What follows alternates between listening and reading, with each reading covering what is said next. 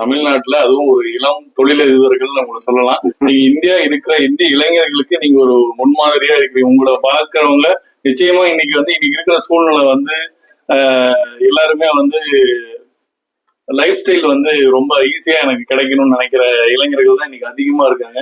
So அவங்களுக்கு நீங்களாம் ஒரு ஒரு பெரிய முன் உதாரணமா இருக்கீங்க. உங்களை பார்த்து இன்னும் நிறைய இளைஞர்கள் இந்த இந்த ஹேண்ட்லூம் இன்னைக்கு இந்த ஹேண்ட்லூம்ன்றத கைத்தறியும் சரி அல்லது இது சம்பந்தப்பட்ட தொழில்களை ரொம்ப நசிஞ்சு போய் அடுத்த இந்த இதுல நிறைய பேர் வெளியே போகிற மாதிரியான சூழ்நிலை தான் இன்னைக்கு இருக்கு. ஸோ அது இந்த மாதிரியான ஒரு இனோவேட்டிவான நீங்க ப்ராடக்ட் எல்லாம் நிறைய பண்ணிட்டு இருக்கீங்க.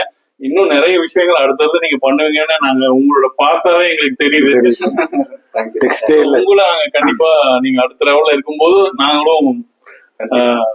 அப்புறம் ஒரு சிறப்பான விஷயம் என்னன்னா, நாங்க இந்த அளவு ஹேண்ட்லூம்ல கான்ட்ரிபியூஷன் பண்ணங்காட்டி 126th episode of Mann Ki பாத்ல பிரதம மந்திரி எங்களை பத்தி பேசினாருங்கண்ணா. அதாவது நாங்க என்னென்ன பண்ணிருக்கோம் ஹேண்ட்லூம்க்கு அப்படின்னு சொல்லியிருக்காரு.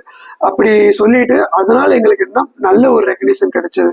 அதை பேஸா வச்சு இப்ப 26th January 2026 ரிபப்ளிக் டேக்கு எங்களை பிரசிடென்ட் ஆஃப் இந்தியா கூப்பிட்டுருக்காங்கண்ணா ஹோம் ரிசப்ஷனுக்கு. சூப்பர் சூப்பர், ரொம்ப நல்ல விஷயம், பெரிய விஷயம். கண்டிப்பா உங்களை மாதிரியான ஒரு யங் ஆண்டர்பிரனர்னு சொல்லலாம், ஒரு இளம் தொழிலதிபர்னு சொல்லலாம். நீங்கெல்லாம் இந்த மாதிரி ஒரு லைம் லைட்டுக்கு வரும்போதுதான் இன்னைக்கு இருக்கிற ஒரு யங் இளம் தலைமுறையர் அடுத்த அவங்களுக்கும் ஒரு உத்வேகமா இருக்கும் அப்படின்றது இதுல தெரியுது.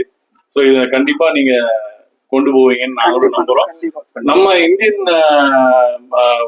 டெக்ஸ்டைல் இண்டஸ்ட்ரியும் சரி, டெக்ஸ்டைல் மினிஸ்டரும் சரி, நம்முடைய பிஎம்மும் சரி, உங்களை மாதிரி இளைஞர்களுக்கு தான் இன்னைக்கு முக்கியத்துவம் கொடுத்துட்டு இருக்காரு. உங்களை மாதிரி யங் இளைஞர்களை பார்க்கும்போது அவங்களும் அவரோட நிறைய ஐடியாஸ் வாங்குறாரு இன்னைக்கும்.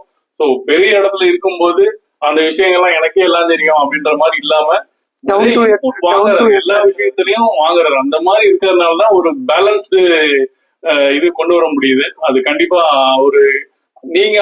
நீங்களாம் அவருக்கு ஒரு தூணாவும் இருப்பீங்க அப்படின்னு நம்புறோம். இந்தியாவினுடைய 2வது பெரிய தொழில் நெசவு டெக்ஸ்டைல்.